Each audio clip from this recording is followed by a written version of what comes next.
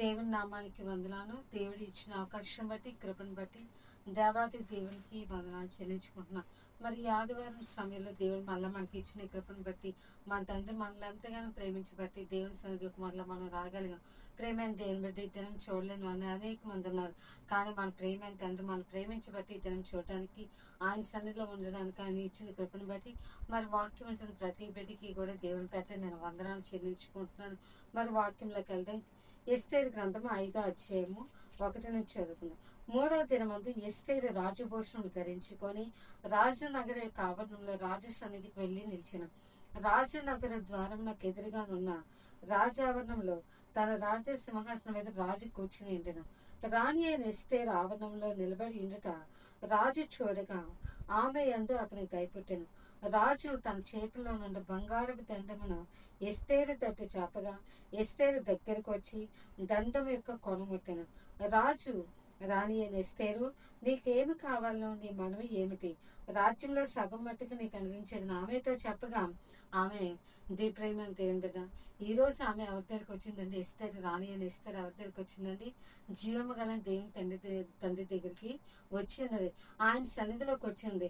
రాజు అట ఆయన సింహాసనం దగ్గర కూర్చునేటప్పుడట రాజాసనం మీద రాజు కూర్చుని అక్కడికైతే ఈమె ఏం చేస్తుందట, రాజు ఆవరణంలోనే రాజు సింహాసనం మీద కూర్చుని రాజాసనం మీద ఆయన కూర్చున్నప్పుడట ఆమె ఏం చేస్తుందంటే ఆవరణంలో నిలిచినప్పుడు రాజుకట ఆమె ఎందు దయ కలిగిందట.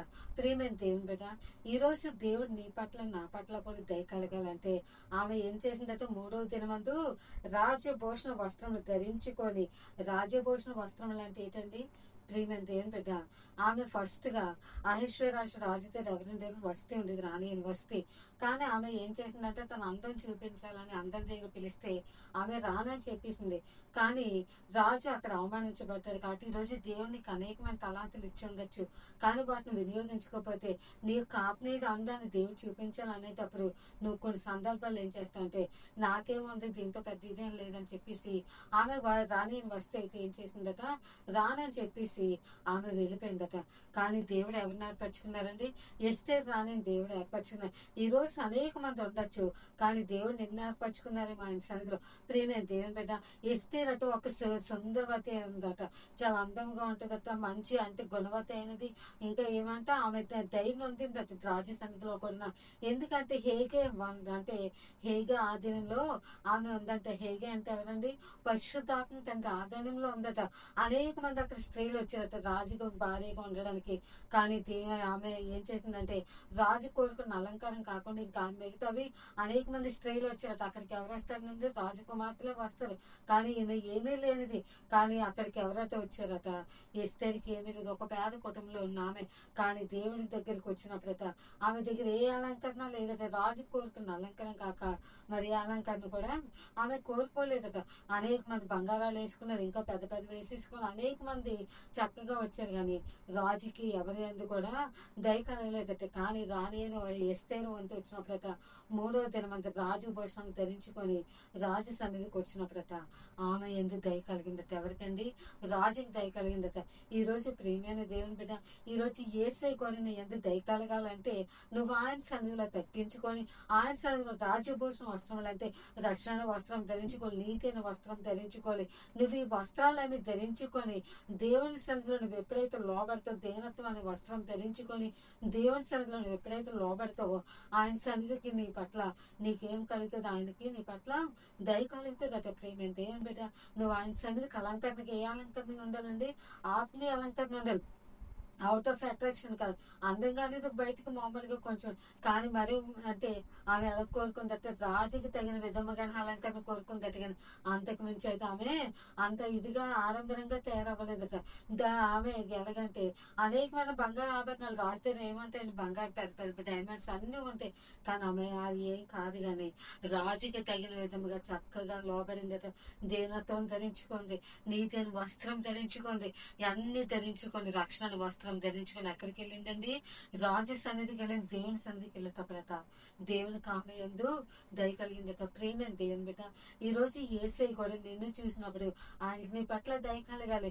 రాని నడిస్తేరో నీకేం కావాలి. ఈ రోజు మన తండ్రి కూడా మనల్ని అడుగుతున్నాడు, నా కుమార్తె నీకేం కావాలి, నీ మనవి ఏంటి చెప్పంటే, నువ్వు ఆయన సన్నిధిలో ఎప్పుడైతే తగ్గించుకొని వెళ్తావో ప్రేమైన దేవుని బిడ్డ, ఆయన సన్నిధిలో నువ్వు ఎప్పుడైతే నువ్వు కుమారుడు అవ్వచ్చు, కుమార్తె అవ్వచ్చు, ఎవరైనా సరే దేవుడు అంటున్నారు నీకేమి కావాలంటున్నారు. అంటే నీ జీవితంలో ఏముండాలి? ఆత్మీయ జీవితం ఉండాలి. ఆత్మీయ జీవితం ఆయన చూసినప్పుడట అనేక మంది స్త్రీలు వచ్చారు అక్కడికి. కానీ ఎస్తేరు పట్ల దేవుడు ఒక్క కనికరం ఉంచారు. ఆయన పట్లే దయ కలిగింది, ఆమె పట్లే దయ కలిగింది. ఈరోజు ప్రేమైన దేవుని బిడ్డ, వాక్యం ఏంటి? నువ్వు ఎవరైనా సరే ఆయన సన్నిధిలో నువ్వు వెళ్ళగొండాలండి. నీతి అనే వస్త్రం ధరించుకోవాలి, దీనత్వం అనే వస్త్రం ధరించుకోవాలి, రక్షణ అనే వస్త్రం ధరించుకోవాలి. ఈ వస్త్రం నువ్వు ధరించుకునేటప్పుడట ఆమె 3వ దినం రాజభూషణ వస్త్రం. రాజభూషణ వస్త్రములు అంటే ఎలాగుంటాయండి? ఒక అందముగా మెరిసిపోయే వస్త్రాలు, అవి గోల్డ్తో చేయబడింది. అంటే రాజుకి తగిన విధముగా ఆమె తయారైంది. అంతకు మించి అలంకరణ అయితే ఆమె కోరుకోలేదట. ప్రేమైన దేవుని బిడ్డ, ఈరోజు యేసయ్య సన్నిధిలో కూడా దేవుడికి కొన్ని తలాంతులు ఇచ్చి ఉంటారు. ఆ తలాంతులు ఉపయోగించుకోవాలి. ప్రార్థన అనేది ఇచ్చి ఉంటారు, లేకపోతే పాటలు అనేది తలాంత ఇచ్చి ఉంటారు. కానీ అవన్నీ నువ్వేం చేయాలి? అలంకరించుకోవాలి. దేవుడి సన్నిధిలో వాక్యం చేత నువ్వు అలంకరించుకోవాలి. వాక్యం చేత. అందుకే అంటారు సామెతల గ్రంథంలో, అంటే నా కుమారుడా ఇవన్నీ ఎలాగని కంఠభూషణముగా ధరించుకోమంటున్నాడు. ఏంటి? ఆయన వాక్యాన్ని నువ్వు కంఠభూషణముగా ధరించుకునేటప్పుడట నువ్వు చెడు మార్గంలోకి అనేది వెళ్ళవంటే, ఇక్కడ ఇస్తేరాని ఏం చేసిందండి? రాజభూషణ వస్త్రం ధరించుకున్నట్టు దేవుడి సన్నిధిలో ఆమె నిలబడిందట. ప్రేమ దేవుని బిడ్డ, ఈ రోజు దేవుడి సన్నిధిలో నువ్వైనా నిలబడగలవా? నేను నిలబడాలని, నువ్వు నిలబడాలన్నా మన పట్ల ఆయనకి ఒక దయ్యాన్ని కలిగారు.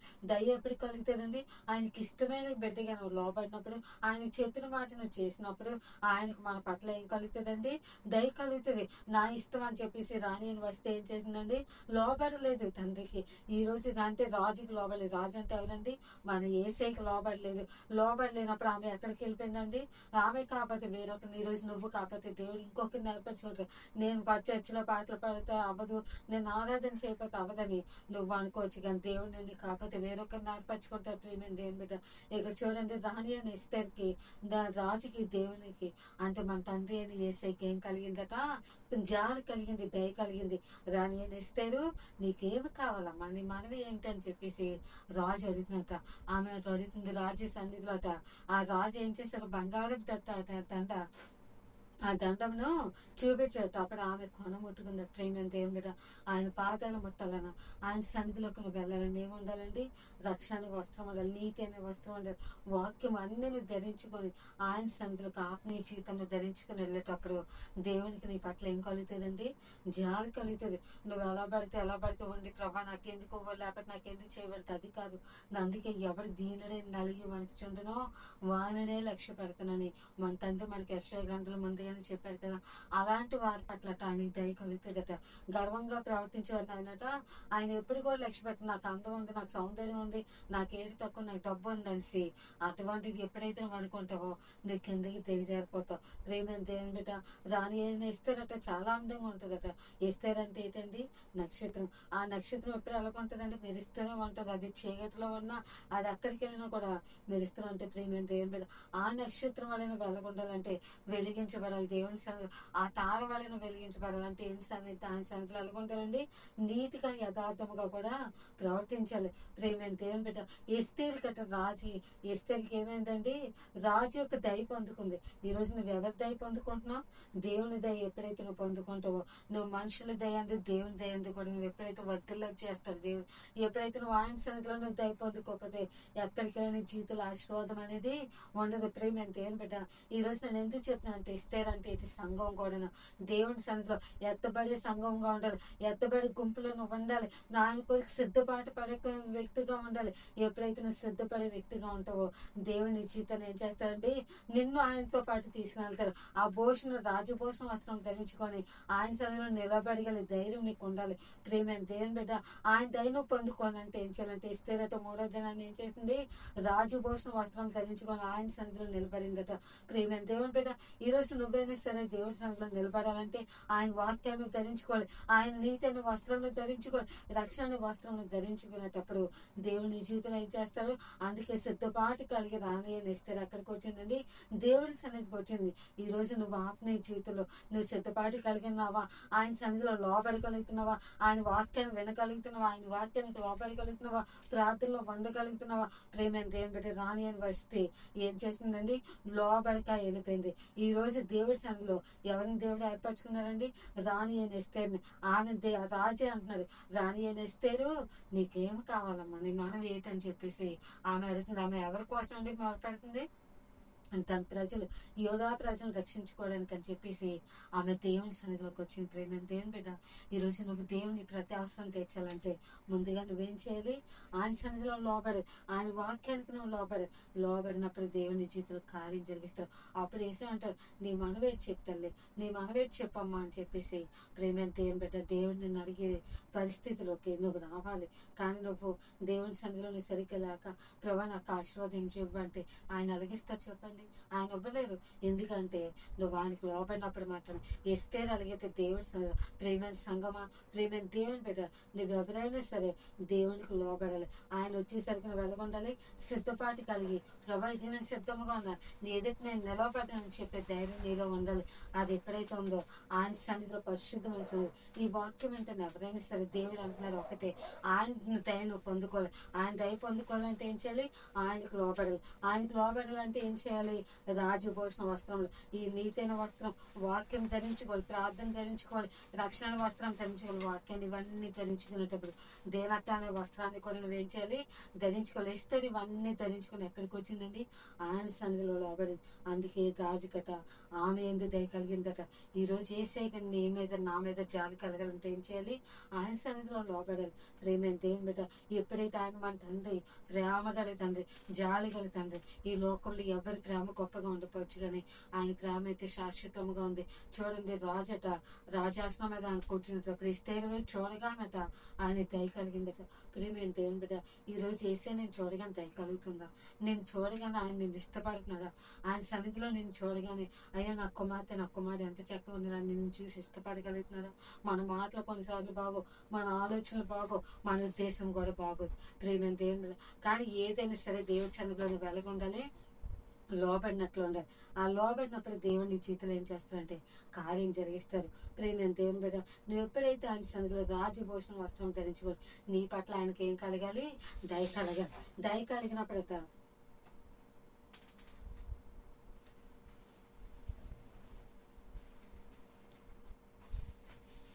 ఆమె రాజభూషణ వస్త్రం ధరించుకుని ఎవరి దగ్గరికి వచ్చిందండి?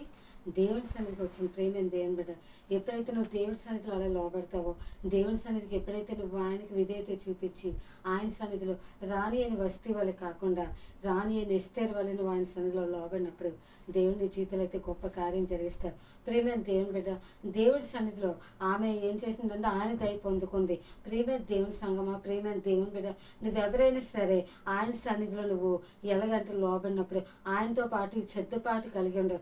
ఆయనలో నువ్వు ఎప్పుడైతే సిద్ధపాటు కలిగి ఉంటావో రాణి అని ఎస్తేరు వాళ్ళే ఆయన ఆవరణంలో నువ్వు నిల్చోగలుగుతావా? ప్రేమైన దేవుని బిడ్డ, దేవుడు మన జీవితంలో కార్యం జరిగించాలంటే నువ్వు ఆయనకు ముందుగా లోపడాలి. ఎస్తేరు రాణి ఎలాగైతే ఆయన దయ పొందుకుందో, ఆమెను చూడగానే రాజుకట ఆవరణంలో తిరుగుతుందట. రాజుకి ఏం కలిగిందండి? దయ కలిగింది. ఈరోజు దేవుడు నేను చూడగానే ఏం కలగాలి? దయ కలగాలి. అయ్యా నా కుమార్తె, నా కుమారుడు ఎలాగున్నారని చెప్పేసి ఆయనకి మన పట్లట దయ కలగాలి. ఆ దయ కలిగినప్పుడు ఆయన నువ్వేది అడిగినా సరే దేవుని జీవితంలో కార్యం జరిగిస్తారు.